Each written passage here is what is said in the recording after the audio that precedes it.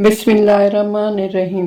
اصل جنگ کیا ہے؟ بیت المقدس تین مذاہب کی مقدس جگہ، مسلمانوں کا قبلہ دوئم، عیسائیوں کے لیے یسوع کی جائے ولادت، یہودیوں کے لیے ہیکل سلیمان۔ شروع کرتے ہیں حضرت ابراہیم علیہ السلام سے، جن کے دو بیٹے تھے، اسماعیل اور اسحاق۔ اسحاق علیہ السلام کے بیٹے تھے حضرت یعقوب۔ یہیں سے کہانی شروع ہوتی ہے اسرائیل کی۔ اسرائیل یعنی اللہ کا بندہ، اور یہ لقب حضرت یعقوب علیہ السلام کو دیا گیا۔ حضرت یوسف علیہ السلام جب کفیل مصر بنے تو آپ کو حکم ہوا کہ اپنے تمام خاندان یعنی آل یعقوب کو مصر بلایا جائے، اور مصر کی سرزمین کا ایک مخصوص حصہ ان کے لیے مختص کیا گیا کہ اے آل یعقوب، اس سرزمین میں تمہارے لیے برکتیں ہیں۔ حضرت یوسف علیہ السلام 12 بھائی تھے، اس لیے اللہ تعالیٰ نے ان کے لیے 12 چشمے جاری کیے، اور یوں اس سرزمین کا نام حضرت یعقوب کے لقب سے اسرائیل پڑ گیا، جسے آج یروشلم بھی کہا جاتا ہے۔ آپ کی نسل سے کم و بیش 70,000 انبیاء کرام آئے۔ حضرت یوسف کے بھائی یہودا کی نسل آگے بڑھی تو اس میں سے آنے والے تمام بنی اسرائیلی یہودی کہلائے۔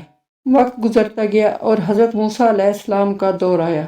جب فرعون نے مصر کی زمین آپ پر تنگ کی تو بنو اسرائیل کے ساتھ آپ کو مصر سے نکلنا پڑا۔ اس دوران بنی اسرائیل پر اللہ تعالیٰ کی بہت سی کرم نوازیاں بھی ہوئیں، جس میں من و سلویٰ، چشموں کی بہتات، مچھلیوں کے شکار کا ذکر قرآن پاک سے بھی ملتا ہے، اور وہیں ہمیں ایک گائے کا ذکر بھی ملتا ہے جس کے لوتھڑے سے مردے نے اللہ کے حکم سے زندہ ہو کر اپنے قاتل کا بتایا۔ اس گائے کی نشانیاں اللہ تعالیٰ نے قرآن پاک میں بیان فرمائی، جو کہ ایک سرخ مائل رنگت کی گائے تھی، اور ایسی گائے آج بھی یہودیوں کے نزدیک مقدس مانی جاتی ہے۔ حضرت موسیٰ علیہ السلام کے بعد دیگر نبی آئے۔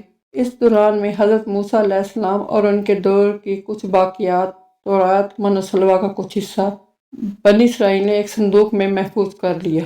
یہ اللہ کی طرف سے حضرت آدم کو دیا گیا ایک خاص صندوق تھا، جو نسل در نسل نبیوں کے پاس رہا، جسے قرآن میں تابوت سکینہ کے نام سے پکارا گیا ہے، اور یہ یہودیوں کو اپنی جان سے زیادہ عزیز ہے۔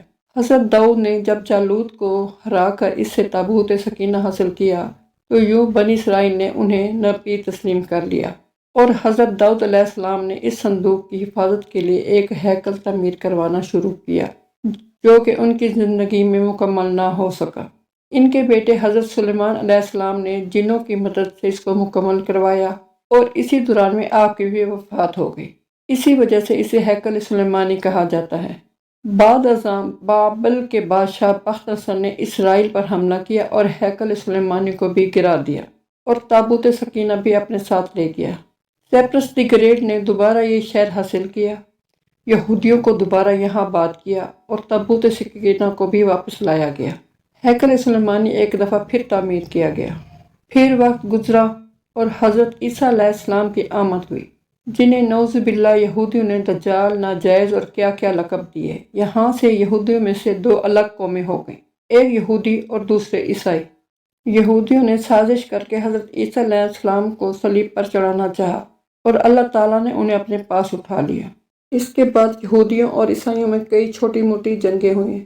پھر عیسائی رومی بادشاہ ٹائٹس نے اس شدت سے یروشلم پر حملہ کیا کہ اس پورے علاقے کی اینٹ سے اینٹ بجا دی، ہیکل سلیمانی کو گرا دیا، جس کی صرف ایک دیوار اس وقت اپنی اصلی حالت میں موجود ہے، جسے دیوار گریا کہا جاتا ہے، جہاں یہودی جا کر تورات کی تلاوت کرتے ہیں اور گریہ وزارہ کرتے ہیں۔ تابوت سکینہ بھی نہ جانے کہاں غائب ہو گیا۔ ٹائٹس کے حملے کے بعد یہودی آخری نبی کے انتظار میں تھے، کیونکہ اللہ پاک کا ان سے وعدہ تھا کہ انہیں پھر عروج بخشا جائے گا۔ اس وعدے کا ذکر سورۃ البقرہ میں بھی موجود ہے۔ اے بنی اسرائیل، ان نعمتوں کو یاد کرو جو تم پر کی گئی، اور اپنا وعدہ پورا کرو، ایمان لاؤ تاکہ ہم بھی اپنا وعدہ پورا کریں۔ قیامت کی نشانیوں میں سے ایک نشانی یہ بھی ہے کہ ہیکل سلیمانی کی 3 دفعہ تعمیر ہوگی، جو کہ 2 دفعہ ہو چکی ہے۔ یہودی اپنے مسیح اور آخری نبی کے انتظار میں تھے کہ ٹائٹس کے حملے کے 500 سال بعد نبی آخر الزماں کی ولادت ہوئی۔ یہاں یہودیوں کو یہ جھٹکا لگا کہ سارے نبی حضرت اسحاق کی نسل سے ہیں، تو آخری نبی حضرت اسماعیل کی نسل سے کیوں کر آ گئے، اور انہوں نے ایمان لانے سے انکار کر دیا۔ مسلمانوں کے لیے بھی وہ انبیاء کی ہی نشانی تھی، اسی لیے ہیکل سلیمانی کو بیت المقدس کا نام دیا گیا۔ اسلام کے آغاز میں یہودیوں کو قائل کروانے کی خاطر ہی بیت المقدس کی جانب منہ کر کے نماز ادا کرنے کا حکم ہوا، کیونکہ یہودی اسی طرف منہ کر کے عبادت کیا کرتے تھے۔ 17 ماہ بعد ہماری عبادت کا رخ بیت المقدس سے بیت اللہ کی جانب موڑ دیا گیا، کیونکہ مسلمانوں کا شروع سے ہی قبلہ اول وہی رہا جسے پہلے حضرت آدم اور پھر حضرت ابراہیم نے تعمیر کیا۔ حضرت عمر رضی اللہ تعالیٰ عنہ کے دور حکومت میں اسرائیل یعنی یروشلم پر عیسائیوں کو قبضہ تھا۔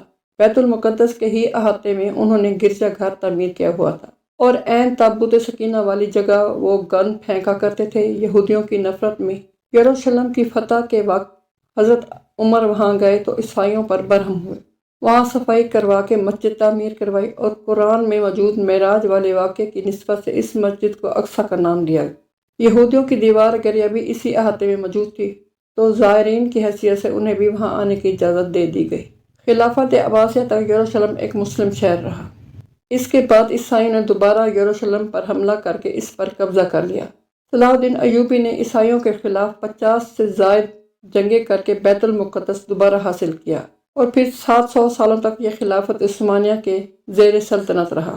یہودیوں کو بھی دیوار گریا اپنے مذہبی اقدامات کی آزادی رہی، اور یہودی آہستہ آہستہ پھر یروشلم میں آباد ہونا شروع ہو گئے۔ اس دوران میں کئی بار انہوں نے خلافت عثمانیہ کے سلطان کو پیسوں کے لالچ کے عوض یروشلم انہیں سونپنے کا لالچ دیا، لیکن ناکام رہے۔ اور پھر دوسری جنگ عظیم میں عیسائی سپاہی ہٹلر نے چن چن کر یہودیوں کو مارا۔ قریباً 60 لاکھ کے قریب یہودیوں کا قتل عام کیا گیا، اور یہ در بدر بھاگنے پر مجبور ہو گئے۔ اس دوران میں انہیں یہ اندازہ ہو چکا تھا کہ انہیں اب خود اپنی پہچان بنانی ہے، اور بائبل میں موجود یہودیوں کے آخری عروج سے قبل والی کئی نشانیاں بھی ظاہر ہو چکی تھیں، اور وہ یہ تسلیم کر چکے تھے کہ ان کا آخری مسیح اب دجال ہوگا، جس کی بدولت پوری دنیا میں ان کا دوبارہ بول بالا ہوگا۔ انہوں نے برطانیہ سے ساز باز کر کے خود کو الگ ریاست تسلیم کروا لیا۔ یوں اسرائیل باقاعدہ ایک ملک کی صورت میں دنیا کے نقشے پر ابھرا۔ پھر آہستہ آہستہ انہوں نے فلسطین اور دیگر مصری علاقوں پر بھی قبضہ کر لیا۔ عرب ممالک اسرائیل کے خلاف جنگ پر آئے، لیکن اس وقت تک یہ خود کو اتنا مضبوط کر چکے تھے کہ عرب ممالک کو اس ایک چھوٹے سے ملک سے منہ کی کھانی پڑی۔ عیسائیوں نے بھی دیکھ لیا کہ اب ان سے لڑ کر کچھ وصول نہیں ہونا، تو باقاعدہ گرجا گھروں میں پادریوں نے تقریبات منعقد کی اور یہودیوں کے لیے معافی کا اعلان کیا گیا۔ یوں سیاسی اور اقتصادی مفاد پرستی نے 2000 سالوں سے ایک دوسرے کے ازلی اور جانی دشمنوں کو ایک صف پر لا کھڑا کیا، اور قرآن کی بات بھی سچ ہو گئی کہ یہود و نصارہ ایک دوسرے کے دوست ہیں۔ یہودیوں کے عقائد کے مطابق وہ ہیکل سلیمانی کی حفاظت نہیں کر پائے تو خود کو قصوروار کہتے ہیں، خود کو سزا دینے کے لیے زنجیروں اور چمڑے سے پیٹتے ہیں، اور دیوار گریا کے پاس آہوزاری کرتے ہیں۔ وہ ایمان رکھتے ہیں تیسری بار انہیں پوری دنیا پر حکمرانی حاصل ہوگی۔ اس کے لیے انہیں مسجد اقصیٰ کو گرانا ہوگا، جس کی تیاری وہ کر چکے ہیں۔ کب سے مسجد اقصیٰ کے نیچے بارودی سرنگیں بچھا دی گئی ہیں۔ اس کے بعد ہیکل سلیمانی تعمیر کر کے تابوت سکینہ وہاں رکھنا ہے۔ تابوت سکینہ بھی وہ دوبارہ حاصل کر چکے ہیں، لیکن مسئلہ تھا سرخ کا ہے، کیونکہ ان کے عقیدے کے مطابق وہ ناپاک ہیں، اور جب تک پاک نہیں ہو جاتے ہیکل سلیمانی تعمیر نہیں کر سکتے، اور پاک ہونے کے لیے سرخ گائے کی قربانی دینا ہو۔ وہ گائے جس کی نشانیاں قرآن پاک میں بیان کی گئی، جو اس وقت بھی انہیں ڈھونڈنے میں مشکل ہوئی تھی۔ اب بھی 100 سال تک وہ ویسی گائے کی تلاش کرتے رہے۔ ٹیکنالوجی کا استعمال کرتے ہوئے بچے پیدا کرنے کا کامیاب تجربہ کیا انہوں نے۔ پھر اس تجربے کی بدولت ویسی نشانیوں والی گائے پیدا کرنے کی کوشش کی گئی، لیکن ناکام رہے۔ 2019 میں ایک امریکی ریاست سے 5 عدد ویسی گائے انہیں مل گئی، جن کے جسم پر سرخ رنگ کے علاوہ اور کوئی بال نہیں تھا۔ انہیں کبھی کام کرنے کے لیے استعمال نہیں کیا گیا تھا۔ اگلی نشانی کہ ان پر کسی بیماری کا اثر نہیں ہونا چاہیے۔ پوری دنیا میں کووڈ پھیلا کر مختلف جانوروں کے ساتھ انہیں بھی ٹیسٹ کیا گیا، اور ان پر اس بیماری کا کوئی اثر نہ ہوا۔ الغرض قرب قیامت اور دجال کے ظہور والی تمام تر تیاریاں وہ مکمل کر چکے ہیں۔ اپنی مرضی کے ڈاکٹر، انجینئر بچے پیدا کرنا، 9D ٹیکنالوجی کی مدد سے ایک جگہ ہوتے ہوئے کئی جگہ موجود رہنا، اپنی مرضی کے موسم بنانا، جب چاہو بارش برسا دینا، چند دنوں میں پوری دنیا گھوم لینا، یہ سب دجالی نشانیاں ہیں، جو آج کے دور میں کوئی مشکل کام نہیں ہے۔ ہمارے اسلام میں بتائی گئی قیامت کی نشانیوں کی انہوں نے اتنے اچھے سے تیاری کر لی ہے کہ غرقت کے درخت لگا دیے جو انہیں پناہ دیں گے۔ واولد جس جگہ احادیث کے مطابق دجال کا حضرت عیسیٰ علیہ السلام کے ہاتھوں قتل ہونے کا ذکر موجود ہے، اس جگہ وہ دجال کے فرار کے لیے ایئرپورٹ بنا چکے ہیں۔ یہ سب تو قرب قیامت کی نشانیاں ہیں، اور ہیکل سلیمان نے بھی بن کر رہنا ہے، اور قیامت نے بھی آنا ہے جو کہ قریب ہے۔ کیا ہم اس کے لیے تیار ہیں؟